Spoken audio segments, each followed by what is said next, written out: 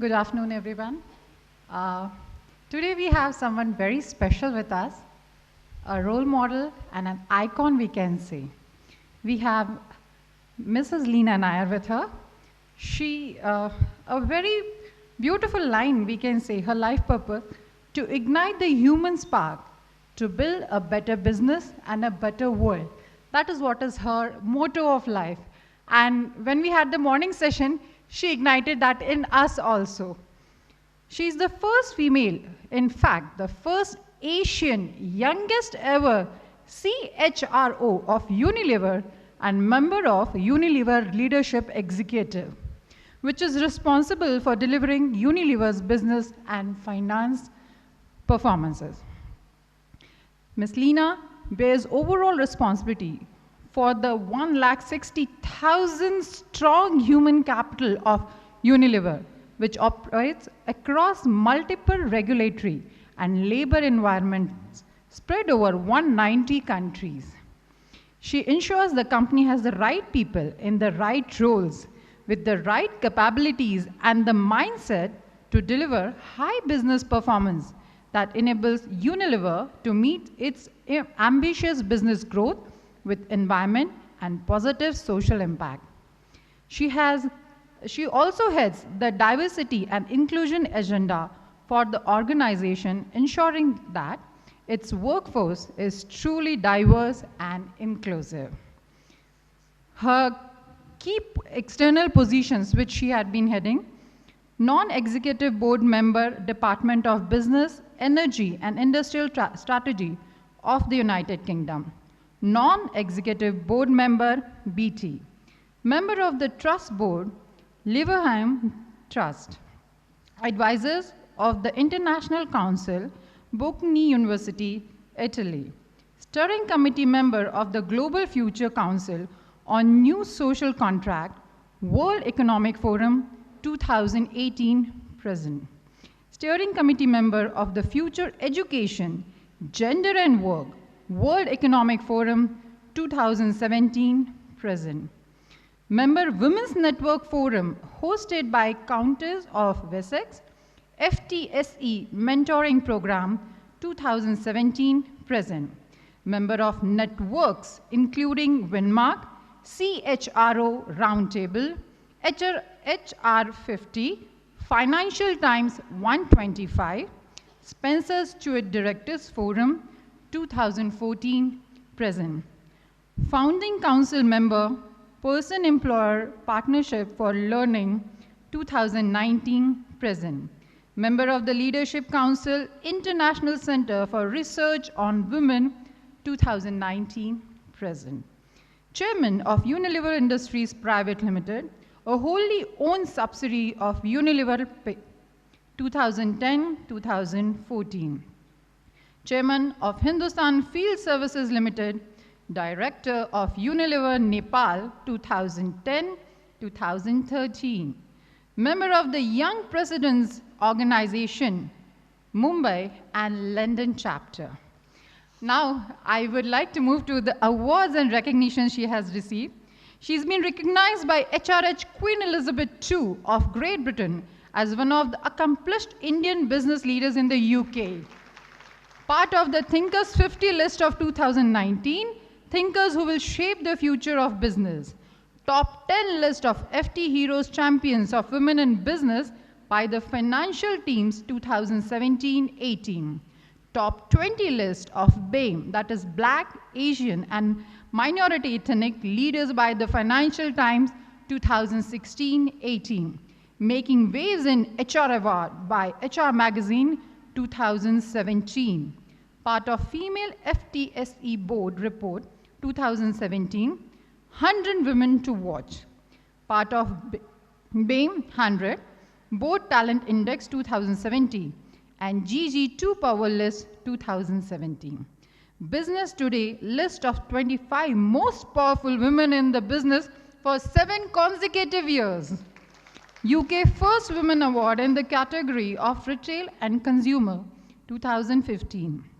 Ranked among the 50 most influential women in India by Verve magazine, conferred HR Champion by Hindustan Times and HR Leader of the Year by Star News Talent Leadership.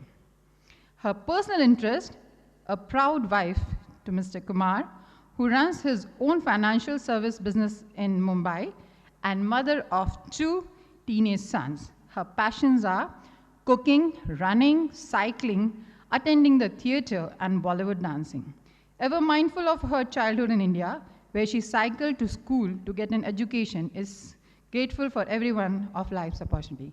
And last but not least, she is from our Kolhapur, Amchi Kolhapuri, Mrs. Leena Nair. Hello, everyone. Delighted to see all of you. Can you hear me clearly? It is an absolute pleasure to be here. I have just had the opportunity to take a round of the school along with Rajeshri, and I'm so impressed with the school, the infrastructure, the vision, the philosophy, and what you're planning to do in the future. So really, really great to see. And I'm glad you have an opportunity to be part of a very prestigious and esteemed institution. So I had some fun with the children because I gave them some life lessons. You know, when you get to my age, you are constantly asked for advice. You have to give advice. You are constantly asked for advice. So I had some fun with the children. They were a very lively audience, so you have a tough act to follow. And I want to ask you, what would you like me to talk to you about? Any thoughts?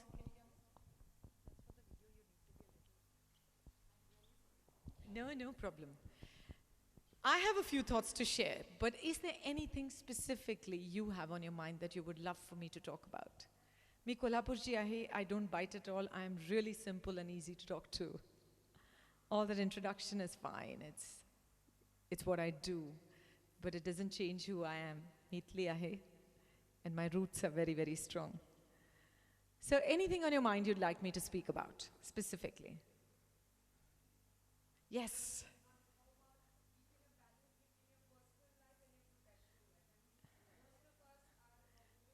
Yes.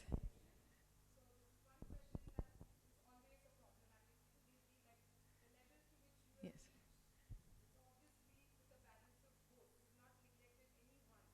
Yeah.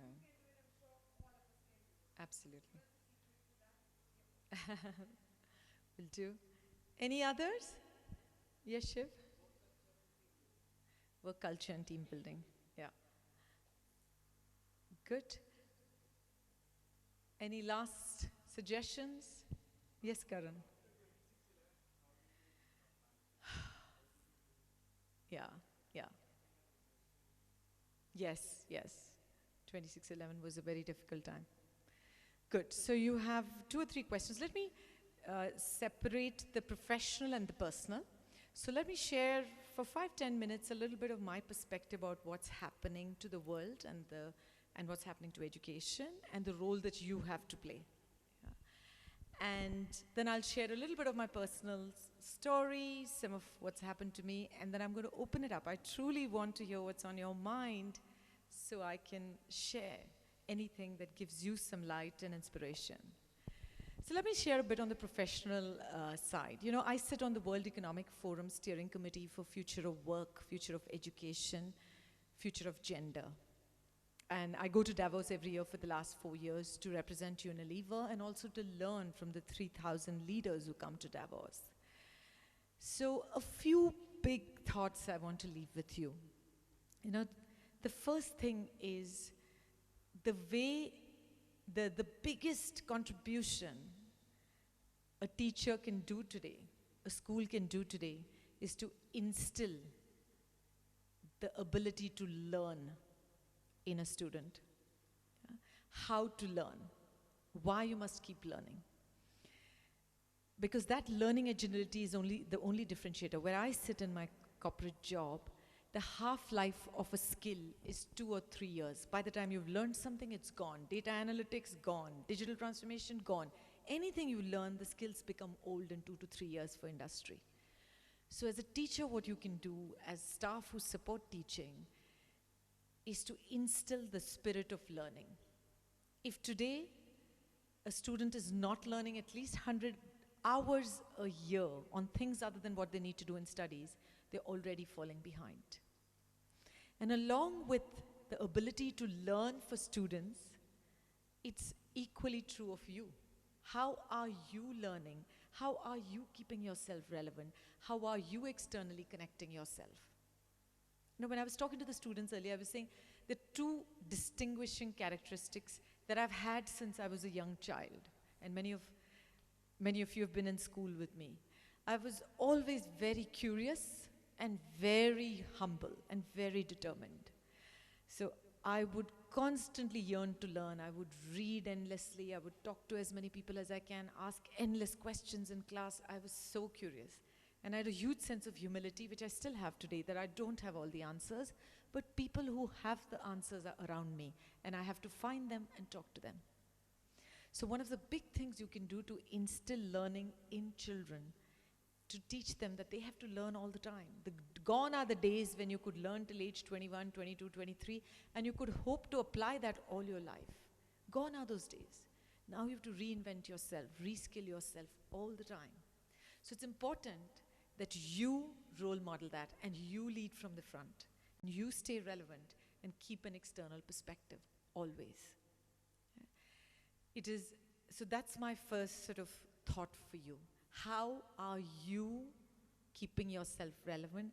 How are you staying a learner all your life? And how are you instilling that learning spirit in everybody that you touch and you inspire? The second message that I want to leave with you is the world is moving where interdisciplinary approaches are coming together. Yeah? In the old days, we said you're a science student, you're an art student. It's all different. From a young age, we started telling children, oh, you're a maths kind of person, you're an engineer kind of person, and you're an arts, you're a painter, we always, from a very early age, in the way we were educated, started differentiating children based on their capabilities in science and maths and their capabilities in arts and economics and other subjects. But the world is becoming interdisciplinary. You know, today Stanford, MIT, some of the top colleges are bringing STEM and humanities together. You know, because these two go together. You know, I did electronics and telecommunications engineering from Walchand College of Engineering. And I told my father I wanted to study human resources. This is 27, 28 years ago. And my father was so disappointed. He said, you're a bright engineer. You should be doing a master's in engineering. Why are you doing human resources that nobody cares about? Who cares about personnel and human resources? You're wasting your life.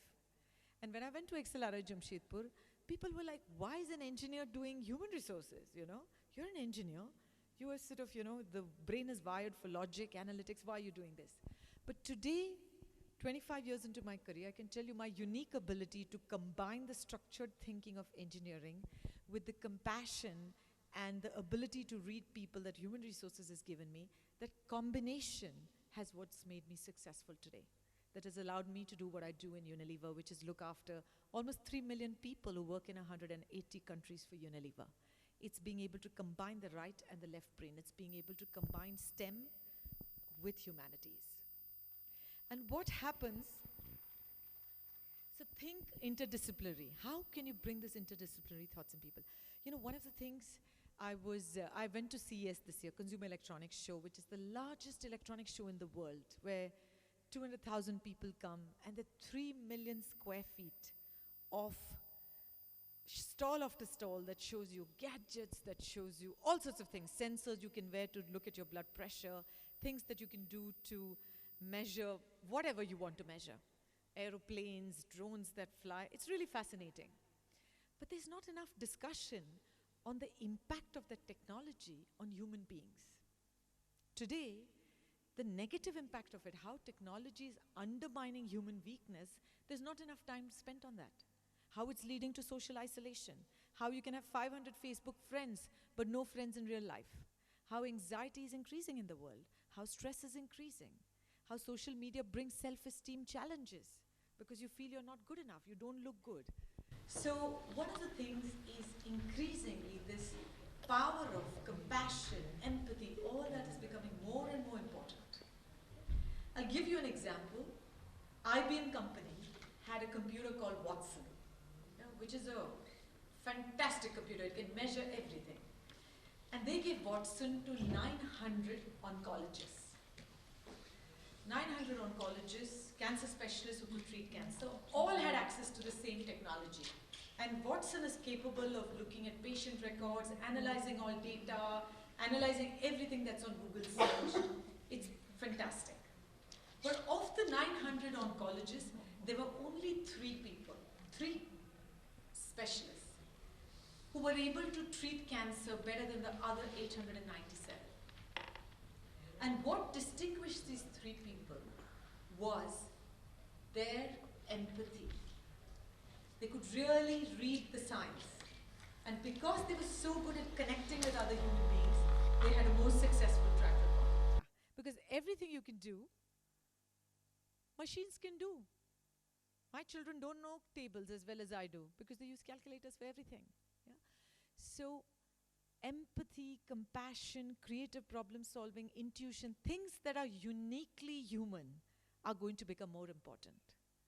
So my second message to you is think interdisciplinary. Bring the sciences, the technology, the mathematics, along with the power of being human beings. That has to be brought together to inspire our children. Yeah? And value is going to go up for compassion, for empathy, for creative problem solving, for human connections. It's going to go up. So it's really important that you play a big role in bringing disciplines together, not separating them. And remember, the future is about hearts. We're moving from hands to heads to an era of hearts, where compassion, empathy are going to play a big role. And my last message to you, professionally, and then I'll come down to a couple of personal lessons, and then I'm happy to take some questions. Some of the questions that you've already asked. And the last thing is about mindset and culture. You know, finally, what is in our head? You know, they call it the iceberg principle. You see me behaving in a particular way, but you don't know what's in my head. Where is it coming from? Yeah? What are my beliefs and values? Yeah? But our mindset, as people in this room, our mindset as children determines the level of success you make. If your mindset is about growth, that I can learn, I'm going to do things differently. If your mindset is about self-belief, I'm going to believe in what I do. If your mindset is about passion, saying I'm going to live my purpose, I'm going to give everything I've got to this I do. I was saying that, I don't think of my job as a job. I always tell my boss, please don't pay me. I'm having so much fun. Let me do this as a passion or vocation. He has still not stopped paying me salary, but I constantly tell him, I really don't need, I enjoy it so much. So if you do like that, you never work a single day in your life because you're just living your purpose, you're living your passion. So it's really important to think of what's in your mind. What is your mindset? Is it about growth? A fixed mindset person will always say things can't be done. It's never been done before. It's never worked. Why are we trying? It's definitely not going to work. We tried this 3 years ago, it never worked. That is fixed mindset. That things are fixed, they will never change. A growth mindset person is someone who says, we'll try. Maybe it'll work. Maybe it's new. Maybe nobody has done it before. But why don't I try it? Why don't I learn? Why don't I see someone else who's done that and learn from them? So it's really, really important. Just as you instill the ability to learn in your students and in yourself to stay relevant, to see externally what's happening, you've got to instill the same ability to have a growth mindset, to have a mindset saying, it's not been tried before, so what? We'll try it. Have belief saying, yeah, if it doesn't work, it's okay, we'll try something else. We'll embrace change. We'll look forward to change because change is going to help us grow. It's going to teach us new things. So, I was sharing with the students an example of this. There was a lovely video on leadership which showed lots of storm, lots of rain, and a huge tree has fallen across the road. I don't know if you've seen it. Yeah? And everybody's sitting in the buses and cars and complaining, saying, oh God, this tree has fallen. We can't get to work. We can't get to school. Life is miserable. Government should do something. Rain should not have come. Roads are horrible. Everyone is bitching, complaining, moaning, getting angry. They're getting late. They're looking at their watches. And a little boy, who's no more than 9 or 10, walks with a steely determination to the tree and pushes the tree with all his might. And of course, the tree is not going to move. It's a small boy of 9 or 10 years. But what that action does is it changes everybody's mindset. So people suddenly change from saying, oh, this is not a horrible situation. I can do something about it. Their mindset changes. You see it going. You see the PhD happening in their head. Light bulb goes on. And then they all get down from the bus. They stand next to the boy and they push the tree and the tree moves on. That is a growth mindset. When you say, yeah, I can solve this problem. I don't have to wait. And maybe I alone can't solve, but we can together solve the problem. So what you do is truly, truly remarkable. Because you have the ability to shape attitudes, beliefs, dreams. I was a huge dreamer. I used to dream about changing the world. I didn't know what I was going to do, but I thought I will have a voice in the world. I thought I will make a difference. I was so full of myself, so full of belief that I will do something in the world. And I was joking and saying that half the times I used to be hearing that, oh, तुमच्या पप्पांना 2 मुली आहेत, मुलगा नाही आहे, मग industry कोण चालवणार, काय करणार, all the time. 50% of the days I used to hear that I wasn't good enough because I was never going to be able to run my father's factory. I am part of the Menons. Before Nair, I was a Menon. But I had a lot of self-belief even then because many people like you had shaped me, had made me believe that I was talented, had told me that I could do great things. And it is a bit of a self-fulfilling prophecy. When you tell people you can achieve great things and they begin to believe them, they begin to do it. Nothing was achieved by not believing. If you don't believe, you'll achieve nothing. But if you believe, you can. So, you play remarkable roles in being able to shape dreams and being able to get people to think bigger than Kolhapur. And not be insular saying, I'm in Kolhapur, this is what's available to me, this is how I'm going to do. But think bigger. I'm a Kolhapuri through and through. I love Kolhapuri food. I can speak fluent Marathi. But I've never been limited by Kolhapur. I've been inspired by Kolhapur to do more. I've not been limited by this geography. I've always told myself my roots are strong, and because I have strong roots, I have wings to fly. Because roots and wings go together. The more grounded you are in your roots, the more wings you have to fly. Because you're secure. You know your roots are strong. You know you come from a place where there's love, there's security, there's relationships, there's human kindness. So those were the 3 messages I wanted to share with you. Make sure your students are having a learning ability to learn all the time, and you are learning yourself. Staying relevant, reading what's going on, understanding what's happening in the world. Because you have the power to shape hundreds of people like me. You have the power to shape hundreds of dreamers like me.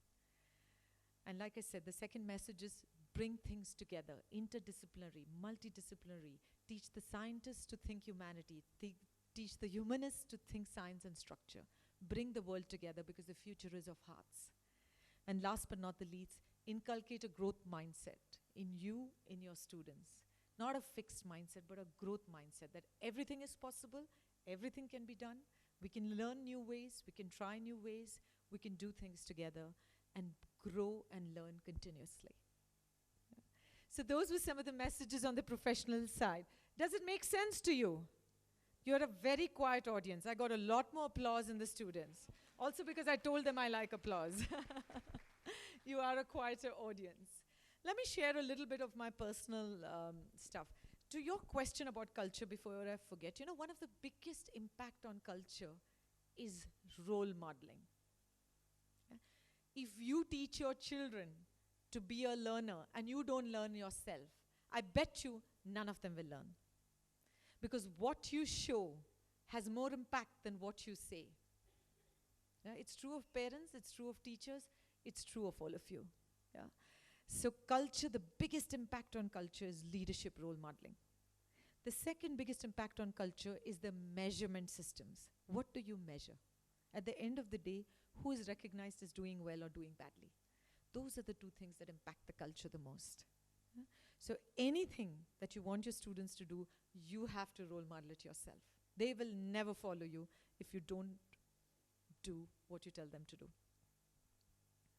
You talked about work-life balance and you asked about 2611. Let me talk a little bit about my personal story. So, I was earlier telling the students about 2611. 2008, 2611, my husband and I, along with 10 of the senior leaders of Uniliver, were stuck in the Taj Hotel when the terrorists attacked. And without doubt, it is the worst night of my life. The whole night you don't know whether you're going to escape. My children at that time were 5 years and 9 years, sitting at home watching TV, knowing that their parents have gone to the Taj and not understanding what to do. And, you know, it was the worst of humanity that you can see. Screams through the night, bullets everywhere, we trying to hide in different places, praying desperately that nobody finds us. And, you know, confusion, prayer, panic, all of that was happening in equal measure. But I was very inspired to see one of the young ladies there who took a lot of leadership in that moment and guided us to safety.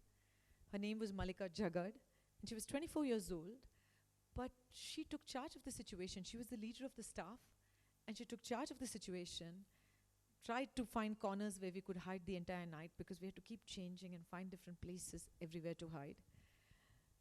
She was so calm and composed. I'm sure nothing in her training had ever equipped her what to do when terrorists attack your hotel. But she rose up to the situation, found us some back alleys through which we could escape. And finally, when the fire brigades came, stood firmly to ensure that the guests went first, then her staff, and then she herself came down through the ladder. And that made a huge impression on me because it doesn't matter how young or old you are, how qualified you are. Leadership is about who rises in that situation to take charge. It's not about the stripes you carry. People don't follow you because you have a fancy designation. They follow you if you have leadership. They follow you if you have a message worth following. They follow you if you inspire them. Even the flowers turn towards the sun. They turn towards the sun.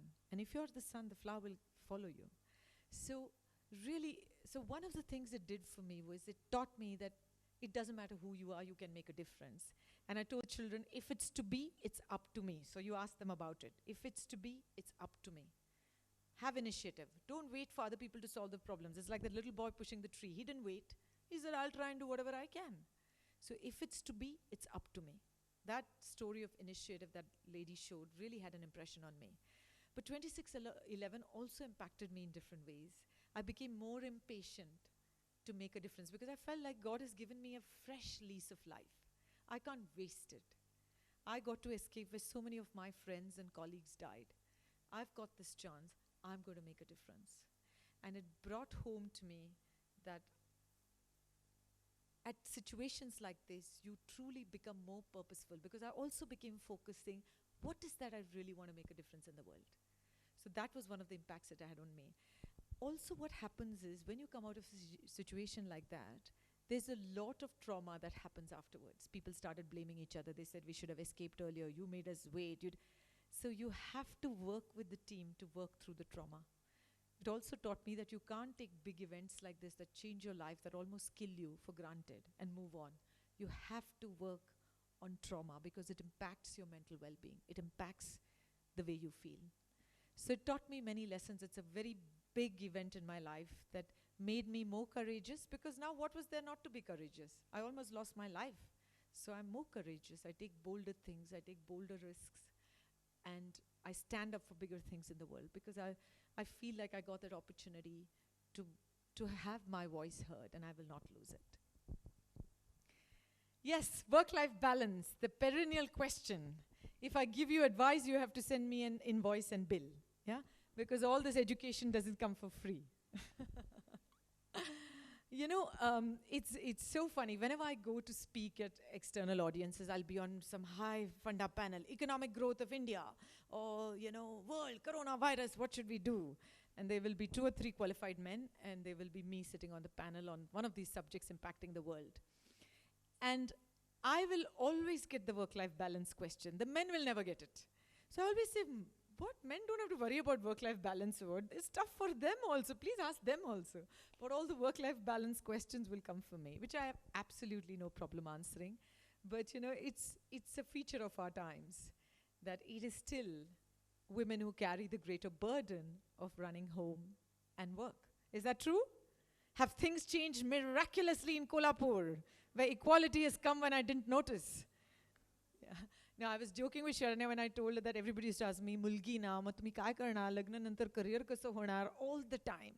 So she said, don't worry, they still ask me the same. So I said, 30 वर्षात काही बदललेलं नाही, impossible.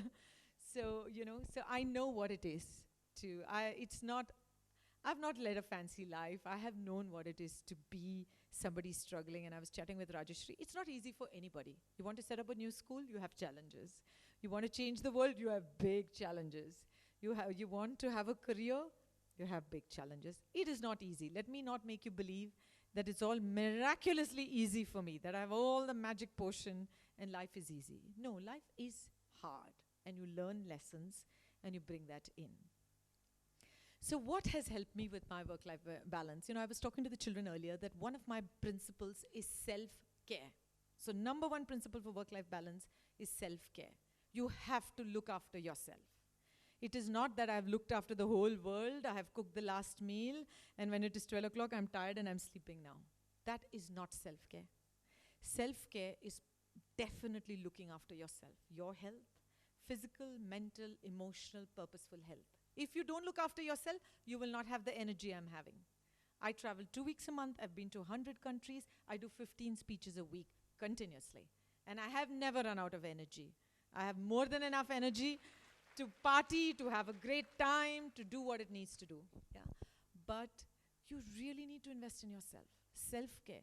Because just as in the flight they tell you, first put the oxygen mask for yourself before you put it for anybody else. You have to put your oxygen mask for yourself. Otherwise, how will you look after anybody else? So, please, I was telling, I've stayed the same weight that I was in school, not a kilo more.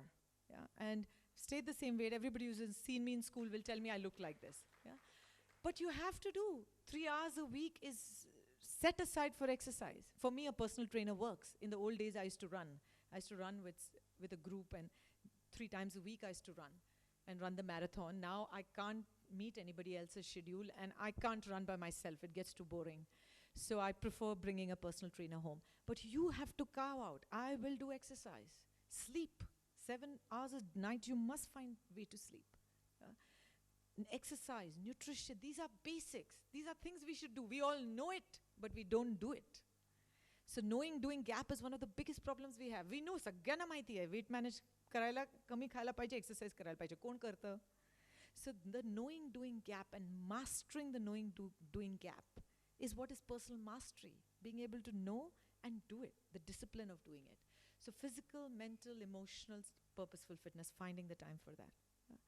Self-care. The second thing for work-life balance is I'm supremely organized. Everything is in my diary. Even having fun is put into my diary so that I'm really balancing everything.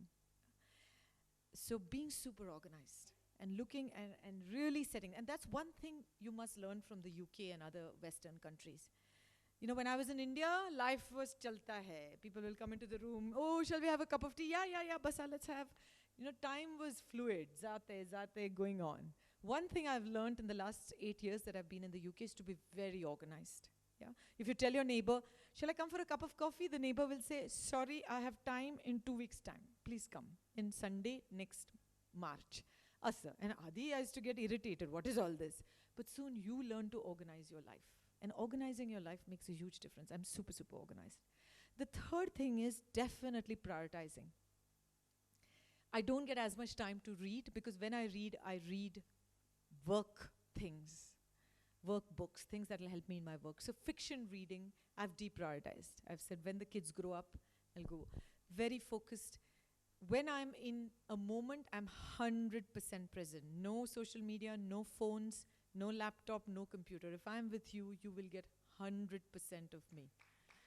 So doing things like that, being present, self-care, being super organized is what's important, and being very prioritized. And above all, having a very positive... Oh.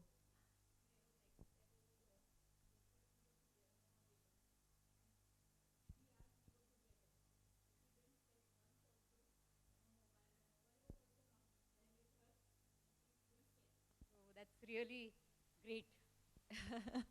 Thank you, Rajeshri.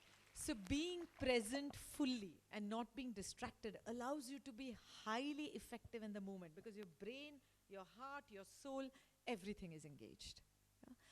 And one of the things I say is, behind every successful man, there's a very smart woman, but behind every successful woman, there's a network of women. And I've always invested, you know,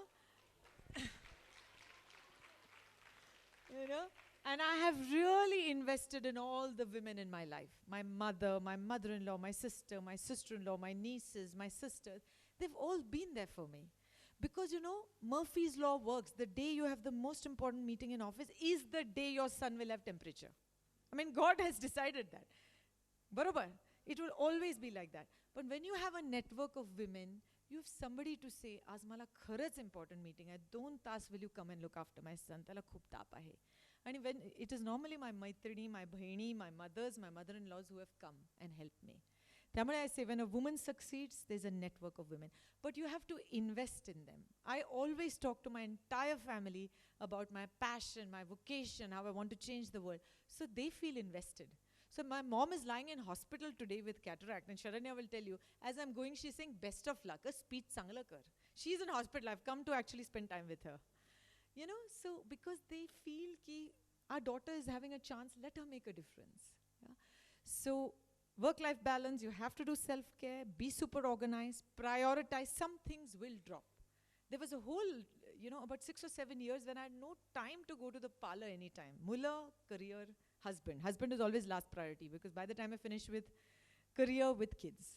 The other thing I say to women and girls is, please make sure you choose your life partner very carefully. Yeah? If you don't have a supportive husband, then it becomes extremely difficult. Then you can send them to me for bhashan, but it becomes extremely difficult. So choose your life partners very, very carefully. And equally for men, the world has changed. You have to lean in. The more men change, the more women will have opportunities. Both have to lean in. I mean, one of the biggest reasons for my success is my husband. He travels from India to London every alternate week, because his business is in Mumbai.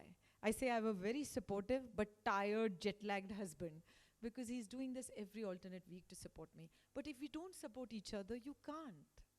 You can't achieve things. And then what happens is the kids see that mother, father, both are achieving, both are doing different things, both are making a difference in the world. They become more ambitious, more organized, more independent. My boys, I have no trouble with my boys. They're very independent. They've never depended on their mother to do their homework for them. They are fully sorted. They're independent, bright, ambitious boys. So it makes a huge difference when both men and women play a big role in the home together, so that both can achieve things, both can do things differently. And be disciplined about time. When the children were young, I had told everybody in office, from Friday night to Sunday night, I am not available. I'm not going to look at my laptop or phone. If there is something urgent, call me. So you have to set boundaries also and say, "Me available nahi hai. Call me when you need me." But when you are there, you have to give 200% of yourself. Okay. All good? You all inspired, all the women? Yeah. But I'm 100% telling you it is possible. I'm a living example. I live this. Yeah. It is 100% possible, but you have to be thoughtful and you have to do it properly. Sagra organizing. Even the dinner menu is on spreadsheets in my house. Pudcha mahina kai karaयचं sagra planned hai. I have list for everything. Karan I have to brief the housekeeper in the morning. तर महिना भरचं सगळं आहे. All the videos are there on WhatsApp. It is all sent to her. I am super organized. Anybody who visits me will have a 5-star experience. But मी नसणार तिथे all the time. But I will make sure. So it is all, I run the house like I run the business. Super organized.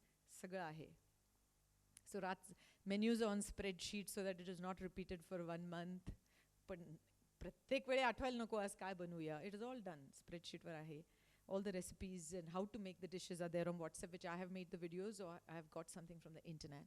So make the world work for you. Make technology work for you to make things happen. Yeah? But it is absolutely possible. Most of the times we don't succeed at what we do because we failed in our head. It has nothing to do with what we do. We don't have it in our head, ki mi he karu shakte. The moment you have self-belief and I will make it happen, your whole language changes. one of the things I do is every 5 years I write a letter to myself. This is what I will do in the next 5 years. Normally it's about work. And every 5 years I read that letter to my team. And each time I say I should have been more ambitious because I've achieved everything I've put down. Because our mind works in mysterious ways. The universe works in mysterious ways. If you're courageous, more people come to you. And you make big connections and you can make a difference. So really, really, think big and make sure you are putting out there your goals, your dreams, how to make it happen. I think I was 21 or 22 and I have a green tattered notebook. My children always laugh at me. Ki ka hai? Tattered notebook. Didn't you have an iPad? I had written so many things. I was still, in Kolhapur at that time. I had not got married. So many things I wrote I want to achieve. I wanted to see the Olympics once. Bagitle. I wanted to meet Bill Gates. Bhetle. I wrote so many things down. Ajun त्यातलं बरंच राहिलंय, 50% राहिलेलं आहे. I said I want to travel to many countries. I'd written 50 countries. I finished visiting 100 countries. I said I want to learn languages. I've learned 7 languages. So just putting out goals and dreams and aspirations has a way of mobilizing our mind and spirit and has a way of making the universe help you. I've met so many helpful people in my life. When we were going from India for the farewell, they said in the farewell ki, "Mahit nahi whether Leena will ever get a chance to meet the Queen." And my younger son was saying, "Will the Queen ever call us for tea?" So it was a big joke. And I said on the stage, I said, "Never say never." And within 3 years of going in the UK, I had an invitation from the Queen to visit her in Buckingham Palace. So, you have to dream. You have to dream. You have to put out goals. You have to put out aspiration. And do it with confidence and self-belief. It will happen. We are limited because we don't imagine. If we imagine, we are unlimited. We are unstoppable. If we really ignite that passion in us, we are unstoppable. I've met incredible people who make a difference. Incredible people who make a difference. I told you the story of Malika Jagad in the Taj. I've met incredible people who make a difference in my life and my job. And it is because they believe, because they have courage, because they dream. We are scared of our biggest strengths. We are scared to dream, but go for it. Make it happen. What else would you like me to talk about? Any other questions? Anything, you can ask me anything under the sun. Ek will ask. Yes. Tell me your name. I have Pragya.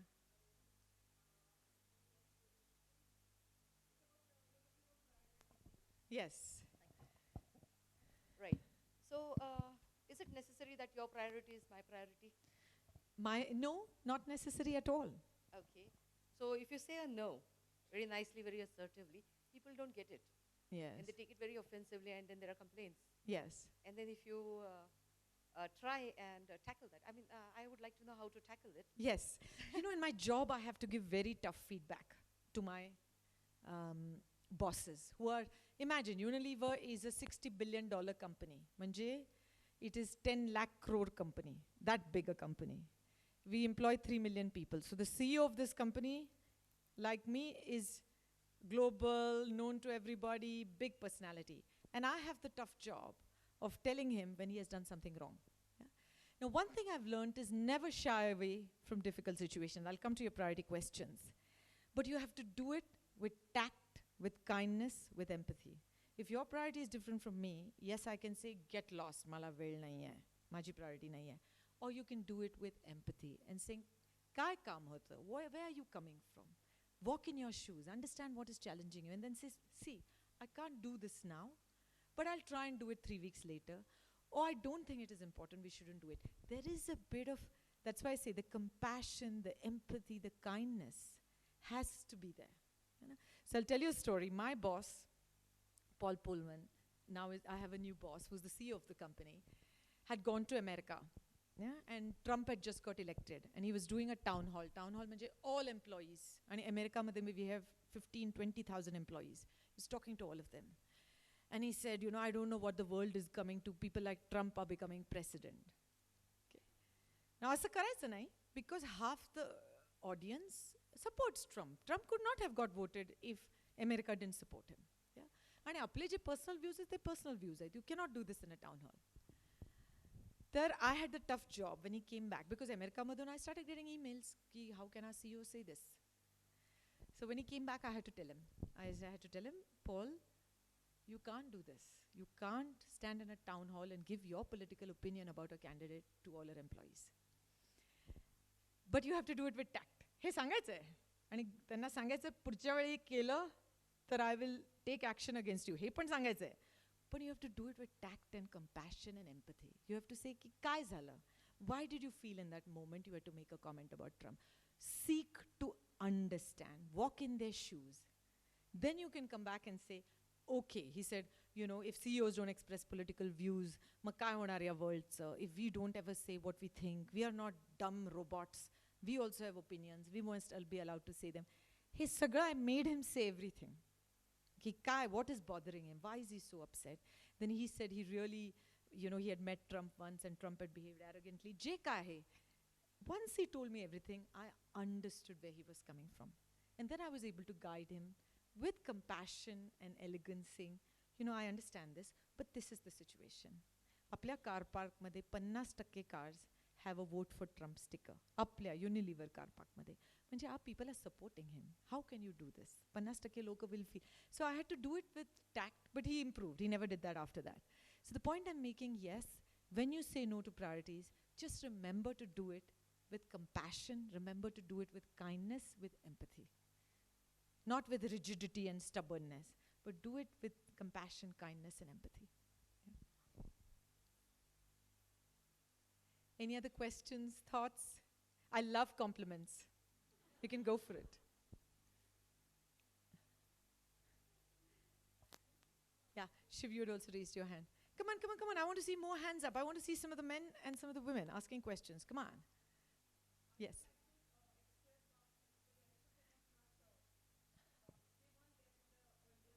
Yes.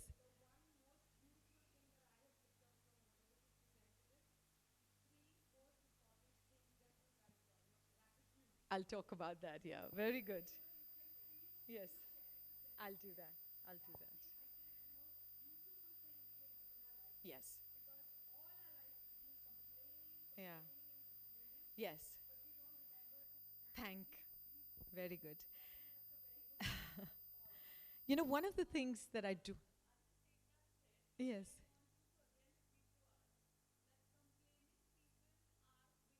Yes. Yes. Super, super. You know, I was at the CII meeting, Confederation of Indian Industries, and माझ्या आधी एक speaker होता. He was a good speaker. But throughout he was talking about life is so hard in India and Kolhapur. इतके 40 approvals पाहिजे, हे पण difficult आहे, ते पण difficult आहे, कोण करत नाही, government हे नाही, industry is down, recession is happening.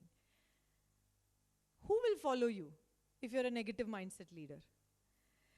But positivity and optimism, if you don't give hope, nobody will follow you. If I tell you it is so bad, jagat sagra is going to come to an end, robots येणार आहेत, हे होणार आहेत, life is coming to an end, please follow me, I'm a leader. Are you going to ever come after me? So giving hope and positivity is such an important part.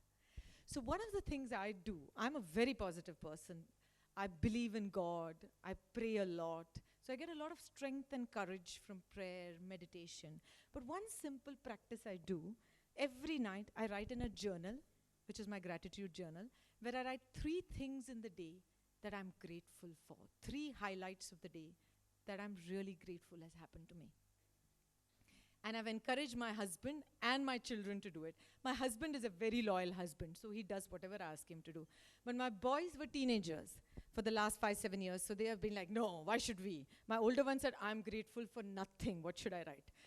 You know, they go through that phase where they're rebellious and they don't want to do. But I used to force them. I used to say, nahi. Every night before sleeping, you have to come to my bedroom and tell me 3 things that you are happy that have happened in the day to you. And they used to say silly things first. Oh, आज burger चांगलं होतं canteen मध्ये, they used to say silly things. But afterwards, they realized that I'm not relenting. I'm forcing them to say it. Tell me 3 highlights. That they started saying more genuine things. Ki the teacher praised me, or I did a piece of work that went well, or I'm picked up for a theater show, or whatever. They started and they got into the hang of it. So what that does, now there's more and more neuroscience to prove that. Hypnotherapy is based on that. To think about what has gone well for you. Because what happens is when you think of what has gone well, your brain visualizes that moment. Yeah, that when that visualizing happens, the blood gets pumped into the right side of the brain. Right side of the brain is where creativity, belief, all the intangible things sit in the right side of the brain. So it pumps blood into the right side of your brain, and you feel more confident and you feel more things are possible. Yeah? That is one, so it makes you positive, and also it gives you less scope for complaining. If you constantly think of what's gone well, what's gone well, that muscle gets stronger and stronger. Every day you start looking for things that have gone well, because at night you want to tell your mother, as in me, or I want to write in my journal. I start looking for miracles, for good things that have happened, because I want to remember what has gone well in the day. And the more, when I say pink elephant to you, what comes in your brain? Pink elephant. All you can see is pink elephants. You have to notice when you say, Atamala gadi anaise, maybe I should buy a Ford car. And everywhere you go in the street, you see Ford cars. Yeah? That is how the brain is. And you don't want to see it, but you only see the cars that you are thinking of buying or whatever it is. Brain works in that way. It makes 6 trillion connections in a day. The brain is so powerful. So this attitude allows brain to pump more and more positive blood into your right side. More and more blood into your right side makes you more positive, more confident, more believing, and gives you less time for complaining. And then every day you start seeing good things that have happened because you're remembering them to write. When you write, you remember more good things. When you feel low, you take your gratitude journal and you turn the 3-4 pages and you say, wow, oh my God, 2 years ago, this day I met the Queen, how exciting. You start remembering that memory. You feel positive. It uplifts your spirits. We are all blessed. Genuinely, we are blessed. Because we have good homes. We have parents who love us, look after us. We have education. Only 6% of the world gets a college education. Forget masters and all that. 6% of the world gets a college education. So we are hugely blessed. We have so much going for us. So far better to use your energy saying, what difference can I make, rather than, oh God, complaining. I have so little patience for victim mindset. The only times I get angry in office is when senior people come to me and they start complaining. Unilever, we should do this, we should do that. This is not working, that is not working. And I get really angry. And I say, you are a senior leader of this company. Who is going to change it? Who is this Unilever? It is all of us. So please put the suggestion form. Now I found a more polite way. Instead of getting angry, I say, team, can we stop admiring the problem now? You've finished admiring the problem. It is so difficult. It is very, very difficult. And that school also says it is difficult. This school also says it's difficult. After 10 minutes, I lose my patience and I say, have you finished admiring the problem? Can we now move to finding solutions for the problem? Yeah? Because we can all admire problems the whole day. It makes nothing better. It doesn't make the world better. We can all cry about coronavirus. In our business, it impacts by millions, by billions. But what is the point of standing and crying about it and saying, oh, it is so difficult, it is the worst ever, nothing has happened so bad? Move on. You finished admiring the problem from all sides. Now let's move to solutions. Let's start asking ourselves, what is the solution? So please don't be victims, because it'll make me angry. But other than that, it doesn't change the world in any way. It doesn't change the world in any way. But finding solutions, being positive, then you are like the sun. Everybody wants to follow you. If I don't give you hope and courage, you will achieve nothing in your life. If I don't have hope and courage, I will achieve nothing in my life. So truly be positive, less victim, be grateful. You are in the 6% of the world that has an education. You should be doing more with that. And you are priceless in the number of people you can impact on their dreams, on their achievements, what they can do.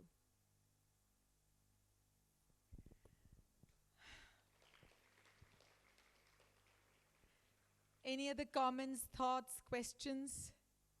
Shiv is putting his hand up. Come on, Shiv. Yeah, ask.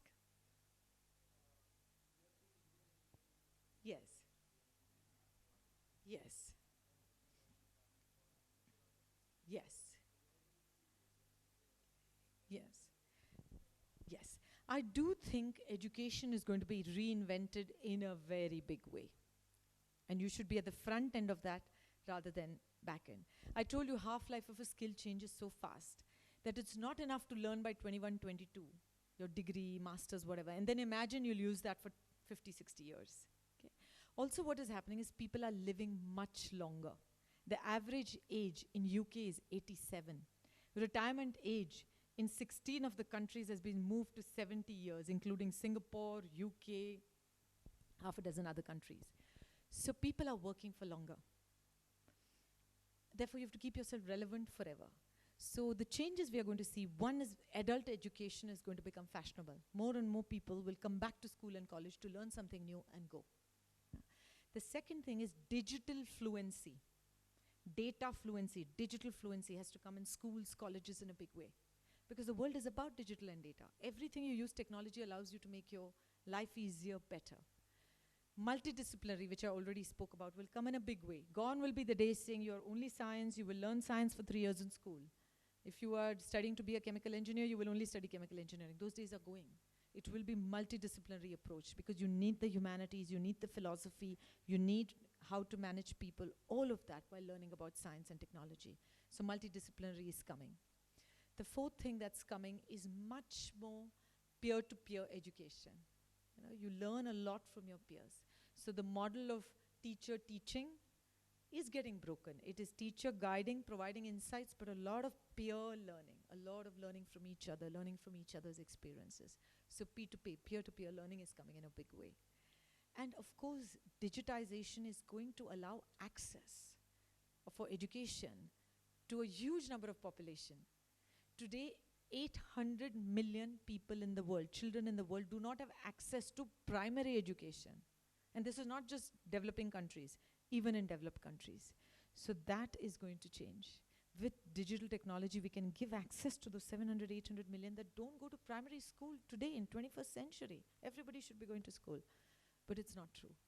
So I definitely see education being reinvented in a big way.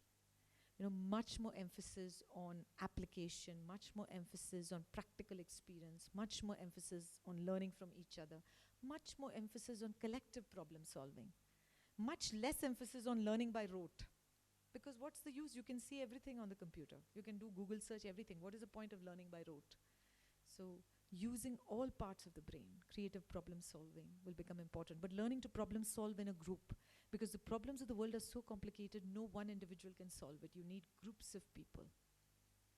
Teaching about innovation will come in schools and colleges. Yeah. So yes, it is going to change. It's all exciting. All you have to ensure is you're at the front end of the curve. You have to, that is why I say you have to open your mind and see what's happening across the world. You have to always see what's happening across. Never be limited by the city you come from, the state you come from. Always think that you're a citizen of the world. How can you make a difference? Any other questions, comments? I think we have another 5 or 10. I just looked at the watch. Maybe one last question. Yes. One man, one woman. We shall hear both the questions. What is your question?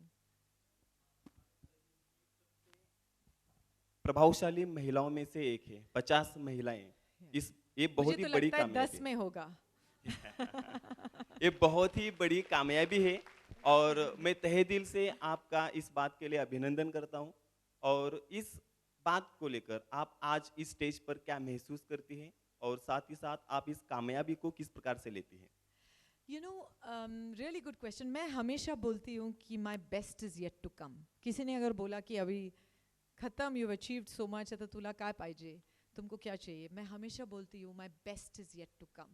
Because I want to be a learner. मला कधीच म्हणायचं नाही आहे की झालं माझं learning. My best is yet to come. I still have to do so many things. God has given me so many opportunities. I don't want to miss that. And what I said earlier, your roots have to be very strong for your wings to fly. When your roots are strong, you can fly because you have the confidence that your roots are very, very strong. It has always kept me grounded, always kept me humble, always kept me in service of other people. Ki what difference can I make to others? I don't think I have an ego, I'm arrogant, I don't want to ever have one. I'm very easy to talk to. And I want to continue learning. I'm on all social media because I've forced myself to say, let me learn about Instagram, let me learn about Twitter, let me learn about LinkedIn. My boys continuously laugh at me. They went, Mama, you're too old to be on Instagram. At the bus. But you have to learn. So, but influence and power is to drive change in the world. It's not about saying, I'm powerful, look after me. It is not about ego. It is about saying, if I have influence, let me use that influence for what's good in the world. Let me be in service of others. Yes, thank you for your question.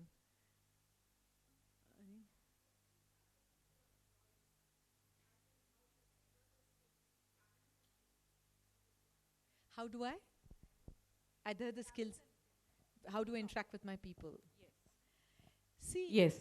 I'm a very ambitious and empowering leader when I lead my team. Yeah, ambitious because you can see I'm totally all about dreams, imagination, possibilities, go for the moon. So I'm like that with the people I lead also, saying, dream, go, tell me things you haven't done before. Tell me if you have to take this business, double its size, kai karayla lagla. So I lead with ambition, but I lead with a lot of empowerment. I don't micromanage. I will leave you free. You tell me your ambition, you tell me your plan, and then you come to me if you're stuck. I'm not going to chase you every day, is halaka, nahi is halaka. So I try and be very ambitious and empowering. The other thing is to gift them with presence all the time. Listen. Just ask the question. Listen to them. People have ideas. Allow them to come with their ideas. And the third is always be in service of the consumers. Whichever market I visit, I will go to the consumer houses. I will see how people in that country live. I will try the local language. So when you do that, you understand the context in which your people are there. I can't speak in China in the same way I speak in Indonesia. I can't speak in Indonesia the same way I speak in Argentina. People are different, context is different. Some cultures are more emotional. Some cultures are more structured. I mean, I always share this. When I went to the UK, I was going from Asia. I was leading HR for Asia. In India and Asia, people follow you as a leader. If they like you, they're inspired by you.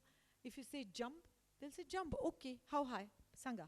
They don't need to see a 5-page plan. UK is not like that.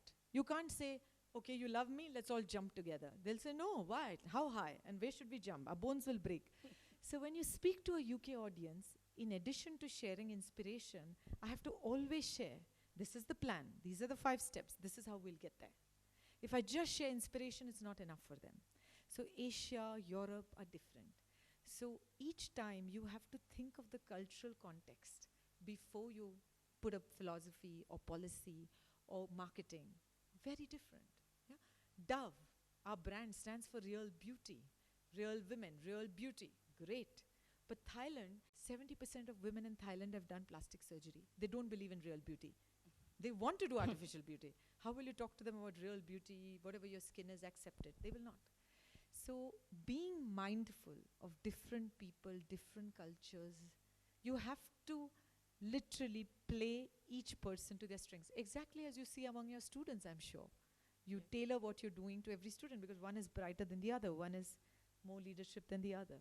It's the same philosophy. It's just that I do it for 3 million people. Thank you, ma'am.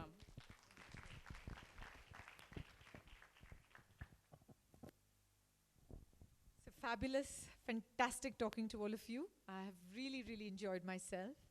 And may you grow from strength to strength. I wish Rajeshri and the whole team, great success. I'm very, very proud of all the work you're doing, and I wish you huge success. I'll be a big cheerleader for you. Yeah? So continue doing well.